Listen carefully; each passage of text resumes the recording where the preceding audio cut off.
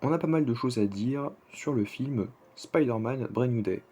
Mais avant de commencer, bonjour à toutes et à tous et bienvenue pour une nouvelle petite vidéo où on va traiter tout ce qui est arrivé sur Spider-Man Brand New Day. C'était quasiment dans la même phrase, on a quasiment dit deux choses, la même chose dans une seule et même phrase, on s'est un peu répété, c'est pas grave. Mais on va commencer avec ce qui est. Enfin, tout est pour moi relativement très important à aborder, mais on va commencer avec le premier sujet qui est un peu plus bref en termes d'information, c'est pas sujet à interprétation, c'est pas sujet à théorie ou ce genre de choses. La première info, c'est que selon Deadline, le film aurait bientôt terminé son tournage au mois de décembre. On affirme que le film de Destin Daniel Cretton, donc de Spider-Man Brand New Day, donc celui qui a réalisé Shang-Chi, arrive en fin de tournage. Donc au mois de décembre, ils auront terminé de tourner le film. Et je pense que bah, on n'aura pas de trailer cette année, donc contrairement à Avengers Doomsday, où va falloir quand même bien prolonger, enfin démarrer assez tôt la com autour du projet, parce que c'est quand même un film Avengers qui est quand même beaucoup plus ambitieux, beaucoup plus coûteux, et grosso modo, c'est ça en fait. Donc à partir du moment où c'est un projet plus grand, plus ambitieux, plus coûteux, forcément, il faut axer d'autant plus la com que sur un Spider-Man, même si Spider-Man reste le héros, le super-héros le plus populaire, le plus adulé par les fans. Pour autant, même si le film sort avant Doomsday, au final, il faut quand même que la com soit axée bien plus vite.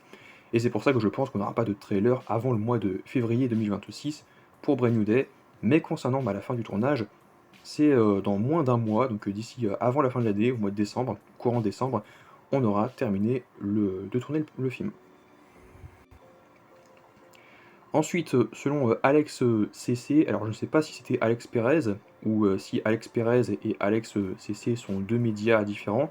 Quoi qu'il en soit, bah, soit ce sont deux médias, ils ont dit plus ou moins la même chose à l'époque, soit c'est le même média, et dans ce cas-là, bah, il reprend un peu ce qu'il avait dit il y a déjà pas mal de temps concernant le personnage de Tombstone, puisque Marvel et Sony auraient des plans pour intégrer le personnage de Tombstone, incarné par Marvin Jones 3, dans la prochaine trilogie Spider-Man.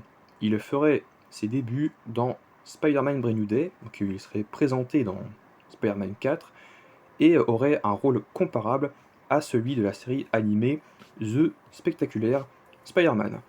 Donc est-ce que ça veut dire qu'ils vont réadapter ce qui a été déjà adapté pour la série Spectacular Spider-Man du côté du personnage de Tombstone?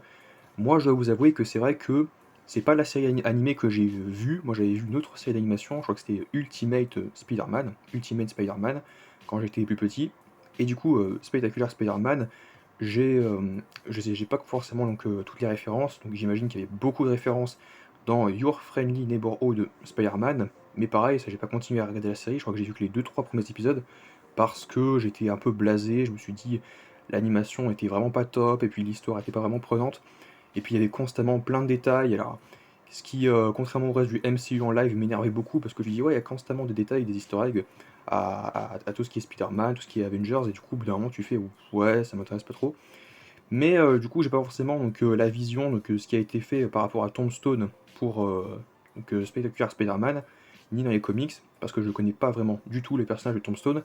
Et je ne sais pas si on se profile vers les Sinister Six, donc je crois que c'est ça, donc pour le Spider-Man 5 et 6, mais si c'est le cas, ce serait pas forcément délirant que que Tombstone, et notamment des personnages comme le Bouffon Vert, en fassent partie, parce que le Bouffon Vert, on ne sait pas s'il va être présent donc, dans les suites. On sait juste que Tombstone, lui, il y est, mais si Sinister Six il y a, même si pour l'instant c'est juste moi qui amorce ça, donc qui pose ça sur la table, pour l'instant je me base sur rien, mais beaucoup de gens vont en parler, sûrement. Donc j'anticipe un peu, mais si jamais il y a les Sinister Six, eh ben je pense qu'il peut être dedans. Et enfin, on va prendre plus de temps pour parler de cette petite information, puisque selon Daniel RPK, on aurait une grande scène d'action donc pour Spider-Man Brand New Day, qui aurait déjà été tournée donc, en prison avec Spider-Man, où on le verrait affronter une armée de ninjas. Et là, je me suis dit, ouais, alors qu'est-ce que ça peut être? Parce que c'est vrai que bon, Spider-Man, il a affronté beaucoup d'ennemis, donc je connais pas forcément tous ses ennemis, mais des ninjas, ça peut être assez stylé. Et ça me fait penser que le réalisateur est Destin Daniel Cretton, donc le réalisateur de Shang-Chi et la légende des 10 anneaux, et du coup, ça me fait dire que techniquement, bah, au niveau chorégraphie des combats, ça va être tellement au-dessus de ce qu'avait proposé John Watts. Et moi, je pense très clairement que Destin Clayton est quelqu'un de particulièrement humble, qui sait ce qu'il vaut, et même sait ce que vaut les autres, et qui n'est pas spécialement. Enfin, qu'il est bienveillant et humble, et que bah, j'imagine qu'il a dû vouloir voir, bah, qu'il a sûrement vu même la trilogie de John Watts avec Tom Holland, Homecoming, Far From Home et No Way Home, avant de pouvoir commencer à travailler sur Brand New Day, pour savoir effectivement qui était le Peter Parker de Tom Holland, comment il joue, comment John Watts a fait les films, etc. Et je pense très clairement qu'il a dû reconnaître, bah, malgré tout, parce qu'il faut reconnaître, peut-être qu'il n'a pas forcément été aussi catégorique que nous, mais c'était pas bon. Niveau chorégraphie de combat, niveau.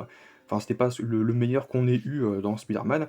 Et je pense malgré tout qu'il s'en inspire un peu, mais qu'il va ajouter sa patte à lui, et que avec ces ninjas, donc en termes de chorégraphie de combat, ça va être juste fou. Et je pense qu'en toute modestie, encore une fois, il va être tout humble et puis bienveillant, et puis clairement, il va dire oui, mais moi je vais faire ce que je peux faire, et je vais vous proposer donc.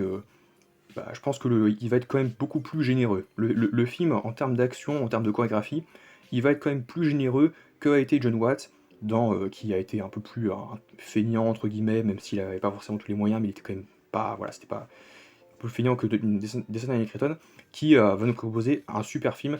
Après, moi je pense à. Comme ça, je vois pas d'autre incarnation que la main, parce que la main, c'est vrai que techniquement, c'est canon. Dans la saison 2 de Daredevil de Netflix, il y avait déjà donc l'organisation, donc la main, donc c'est Ninja qui était là avec Daredevil et Elektra, et c'était pas nul parce que c'était mieux que ce qu'il y avait eu dans Elektra de la Fox, mais le problème c'est que bah, c'était pas spécialement marquant non plus, puis il y avait des scènes qui n'étaient pas forcément non plus très prenantes de bout en bout. Mais c'est vrai qu'en termes de chorégraphie de combat et bah, de réalisation, c'était pas non plus épouvantable. C'était même ce qu'il y avait donc de meilleur, en plus des scènes d'action démentielles avec Frank Castle, donc le Punisher, dans la scène de prison, qui était vraiment l'une des meilleures scènes. C'est vrai que c'était ce qui se démarquait beaucoup.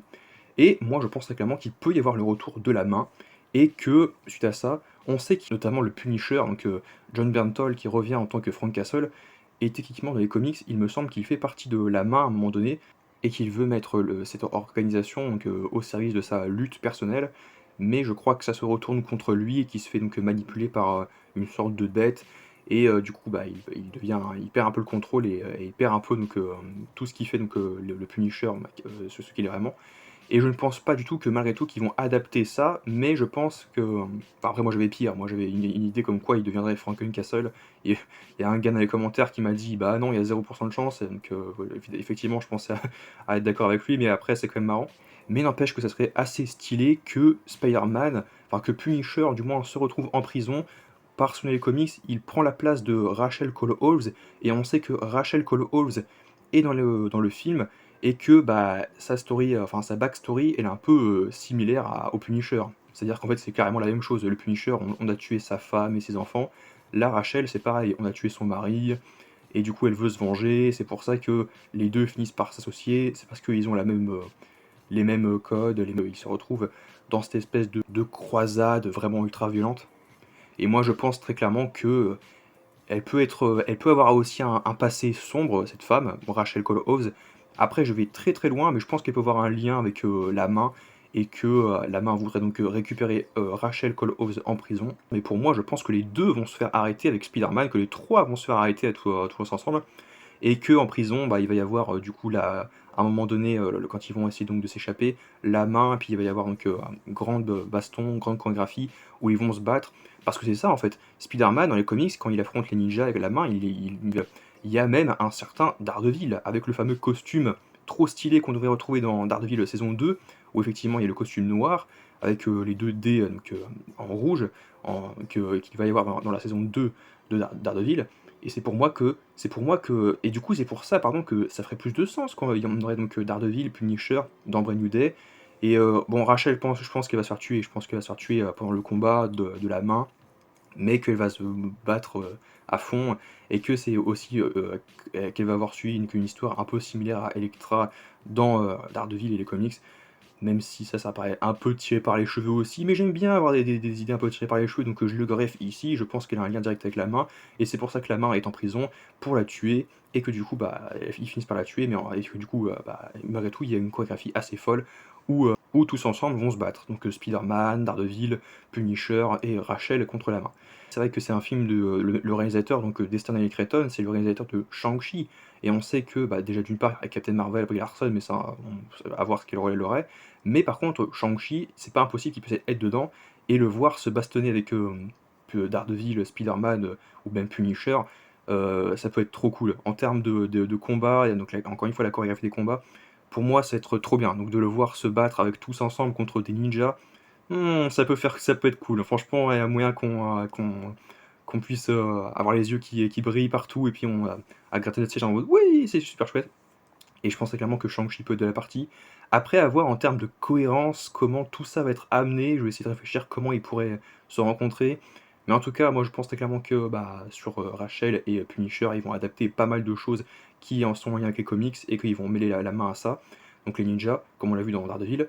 Mais après Shang-Chi, je ne sais pas encore, mais pour moi il y aura au moins une scène où il va se battre et où ça va être super cool. N'hésitez pas à aimer, partager, commenter, vous abonner et à très vite.